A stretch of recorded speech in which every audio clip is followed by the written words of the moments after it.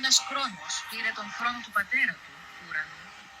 Φοβήθηκε ότι κάποιο από τα δικά του παιδιά με τη σειρά του θα τον εκφρόνησε. Έτσι, κάθε φορά που η γυναίκα του Ηλία γεννούσε ένα παιδί, εκείνος το πετάγανε και το κρατούσε μέσα. Είμαστε οι Τιτάνες και τα γάμαμε όλα. Όποιος θα έρθει μπροστά μας θα έρθει νεκροφόρα. Παίρνω τον νεκρο θαύτη και έρχεται και σκάβει. Βάζει μέσα τους ντουμ ντουμ. Βγάλαν και τραγούδι που είναι για τον Μπούτσο. Άνοιξε ο σερβερ και μπήκαν οι Τιτάνες. Κάναν όλοι πίσω, τους γαμάμε τις μάνες. Βγήκαμε από τη δεκάδα γιατί πίνουμε τα πάντα. Την Μπελεντέρε δεν πάμε, με ουίσκι μεθάμε και τους δεμπόσις γαμάμε.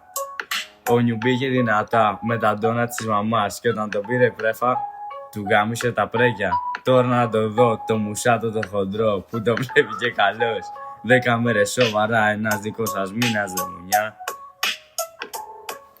Τιτάνες έχουν μία blacklist, καντονά, panic, visitor, visitor.